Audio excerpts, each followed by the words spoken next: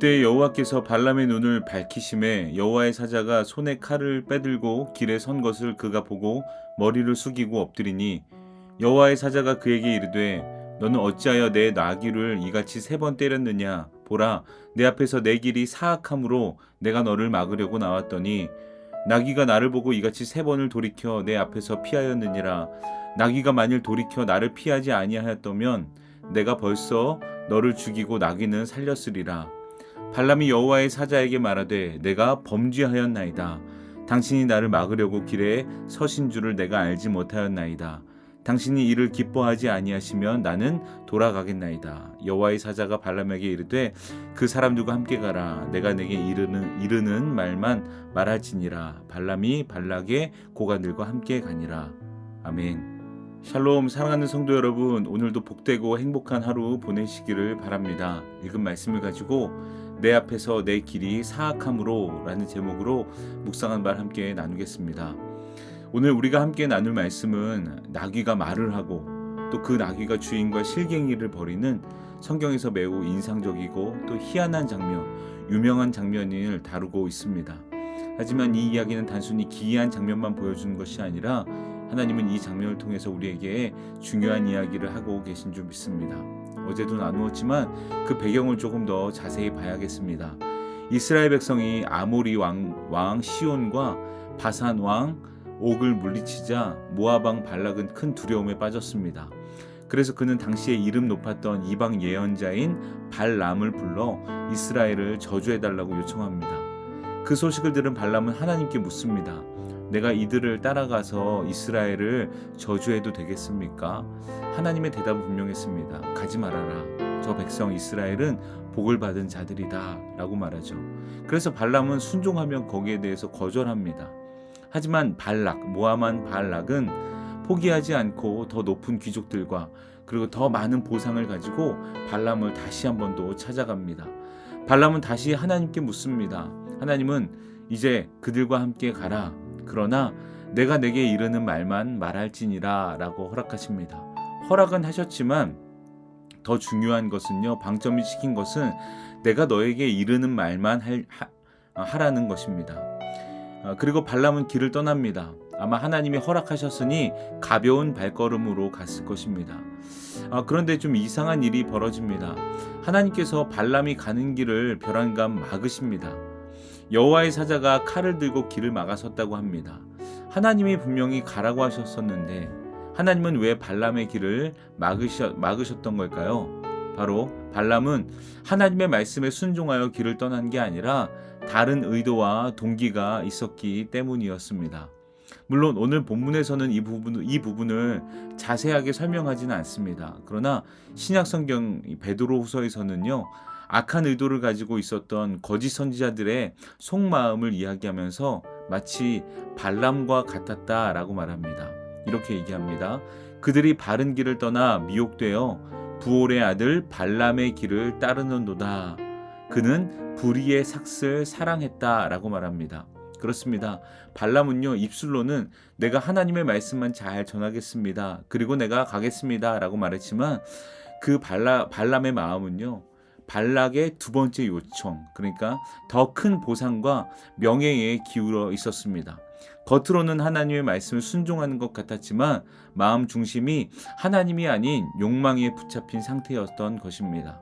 그래서 하나님은 32절에서 발람의 그 길을 너의 길이 내 앞에서 사악하다라고 말씀하셨습니다. 발람은 하나님의 말씀에 순종하여 가벼운 발걸음으로 가는 것 같아 보였지만 하나님께 물었다고 말하고 있지만 마음속 중심에는 하나님의 뜻이 아니라 자기 유익을 따르고 있었습니다. 발람은 하나님이 내가 내게 이르는 말만 해라 라고 한 말을 겉포장 삼아서 숨은 의도를 합리화하고 또 하나님의 길인 양 떠났던 것입니다. 그래서 하나님은 그 길이 내 앞에서 사악하다라고 말씀하신 거죠. 오늘날 우리의 신앙생활에도 적용해도 꽤 두려운 말씀인 것 같습니다. 겉으로는 건강하고 또 충실한 신앙생활처럼 보여도 신앙생활의 중심과 그 의도가 하나님이 바라시는 의도가 아닌 내 욕망과 욕심의 그 목적과 의도를 두고 있다면 하나님은 그것을 아시고 어쩌면 내 길이 내 앞에서 사악하다, 너의 신앙생활이 내 앞에서 사악하다라고 하실지도 모르겠습니다. 하나님은 오늘도 우리 삶의 동기를 보고 계십니다. 우리가 교회에 나와 예배하는 것이 하나님을 향한 순전한 감사와 경외의 마음인지 아니면 다른 이유인지, 교회 사역을 하고 누군가를 돕고 섬기는 것이 보여주기 위함인지 아니면 내 체면 때문인지 아니면 주님을 닮아가고 싶어서인지 하나님은 분명히 우리의 중심을 보고 계십니다. 발람이 타고 가던 나귀는 하나님의 사자를 보고 멈추었습니다. 발람은 3번이나 나귀를 때리며 화를 냈습니다. 그때 하나님은 나귀의 입을 여셔서 말을 하게 하셨고 마침내 하나님은 발람의 눈도 여셨습니다. 그리고 발람도 여호와의 사자를 보게 하십니다. 그제서야 발람은 고백합니다. 내가 하나님 앞에서 범죄했습니다 라고 말입니다. 저는 이 장면을 보면서 우리를 향한 하나님의 마음을 보았습니다. 하나님은 우리를 막으셔서라도 우리의 눈을 열기를 원하시는 줄 믿습니다. 우리가 바른 삶을 살기 원하셔서 우리가 계획하고 우리가 열정적으로 향하는 그 길이 옳지 않는다면 하나님은 어떤 방법을 쓰셔도 그 길을 멈춰 세우시고 막아 세우십니다. 하나님은 신앙생활을 할 때 우리가 사악한 마음, 즉 하나님이 기뻐하시지 않는 두 마음을 품지 않고 바른 마음으로 신앙생활하길 원하십니다. 우리가 교회에 출석하고 또 직분을 받고 선한 일을 하고 교회를 세워가는 중요한 것들을 하고 있습니다. 너무나도 중요하고 반드시 있어야 합니다. 그러나 그보다 더 중요한 것은 하나님은 그런 우리들이 본질에 집중하고 있는지를 물으십니다. 멈춰 세우셔서 돌아보게 하시고 눈을 뜨게 하십니다. 정말 순전한 마음으로 세상의 기준이 아닌, 세상의 방법이 아닌 하나님 나라의 기준으로 교회를 세워가고 있고 하나님 나라의 방법과 그 사랑으로 교회 사역을 하고 있는지 신앙생활을 하고 있는지를 하나님은 돌아보길 원하십니다. 발람은 말로는 오케이, 겉으로는 가벼운 발걸음이었지만 다른 마음을 품고 있었기 때문에 하나님이 사악하다고 하셨습니다. 그래서 나귀의 입을 통해서라도 그 길을 막으셨습니다. 여러분, 말씀은 우리를 늘 돌아보게 합니다. 우리의 신앙생활의 목적과 의도와 동기를 잘 살펴봤으면 좋겠습니다. 혹시 내가 하는 신앙생활, 사실 신앙생활은요, 그리스도인의 삶의 모든 것이 신앙생활입니다. 그래서 내 삶의 의도와 목적이 하나님이 보시기에 사악해 보이는 것들이 있다면 우리는 회개와 또 회심을 통해 모든 것을 제 자리를 잡아야 될 것인 줄 믿습니다.